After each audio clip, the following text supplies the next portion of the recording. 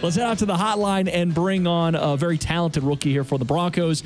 No longer a rookie, actually. He is heading into his second year, and that is cornerback Michael Ojemudia. Michael, you're on with Ryan Edwards and Benjamin Allbright. Great to have you back on the program. How are you, sir? I'm doing pretty good. How are you guys? We're doing pretty good. A couple weeks removed now. What have your lasting impressions of your first year in the NFL? I definitely say it was a roller coaster. Just after looking back, talking with some guys, kind of watching the film, I definitely see the growth over the season, and I definitely see a lot of things I can improve on. So I'm excited going into next year. As you look back over the course of this season, the team kind of didn't hit the win marks that they wanted to hit. But did you hit any personal goals that you wanted to hit throughout that first season? Not really, actually, because I actually wanted to leave the year with a pick, and that didn't happen. But I'd say, over the last couple of games, I got a little more consistent. Made some plays on the ball this season, so I'm definitely proud of myself for that. But I definitely want to be more hungry and hunt for the ball more next year. But you guys did finish the season as a defense strong in turnovers. You had 4 turnovers.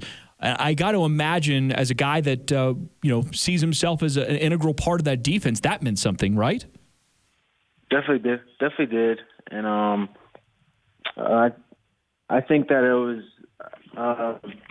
I think in the last game, making those 2 plays on the ball are important. I definitely wish we didn't let that one slip through our hands. But anyway, I can put my fingerprint on that game. I think it's a good thing for me.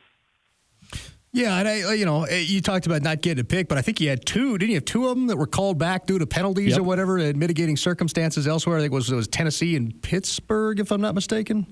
Made them in the Jets. Yeah, no, I was actually 1 called back, 1 bobbled off my face, Pittsburgh game, and that's right. I think another one got off my hands, Jets. So yeah, there are definitely some missed opportunities out there. But don't you feel as though being in the position to make those plays, and I know that you won't say this, so I'm going to say it for you because you're a professional football player, but being in position to make those plays is a good start, and it's something that you maybe can build off of. And as this team looks to continue to grow, that is something that I at least hope that you'll look back on and say, well, I did put myself in position. I just got to come down with it next time.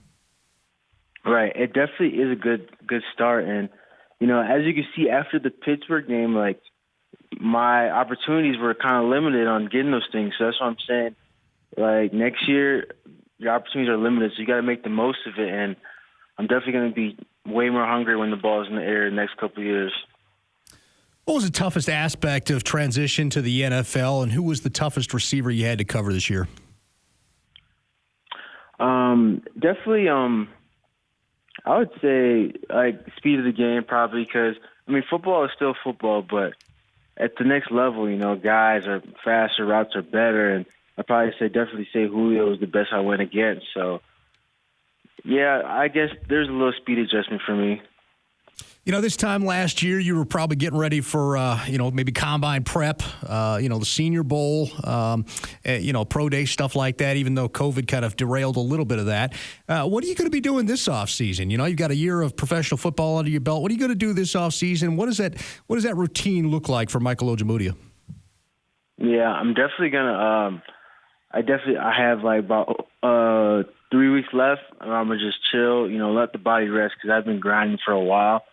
But then I'm going to slowly get back into it, just active recovery, and keeping your body right. And then there's a lot of things I want to build on in the off season. So, a little later in the process, I'm going to work on the footwork, work on the upper body strength, just getting a little bigger, adjusting to the game. So there's definitely a lot of things I'm going to work on in the next couple of months. Well, Michael, last one I have for you, and really, really do appreciate the time. Michael Ojemudia joining us here.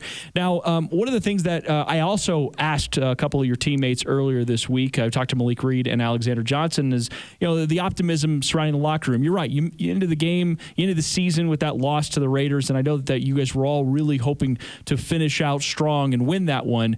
But at the same time, there was definitely growth, and I felt like a lot of the young players really took some major steps forward. So where is your optimism level at right now heading into next year? Yeah, definitely really optimistic. Like, at the end of the game, somebody made a speech, and it was just like, we need to take this division, this conference by storm next year. So a lot of the guys are really hungry, and they're going to come into camp, OTAs, with that same mindset. So I'm really going to have the same mindset, and there's a lot to prove in the next year, kind of the way we finish next year. A lot of people are playing for their jobs. So a lot to prove next year, and that's kind of the mentality we're all going to have. Hey, we'll talk to you later, Michael. Appreciate the time tonight. All right, see you guys. Appreciate it.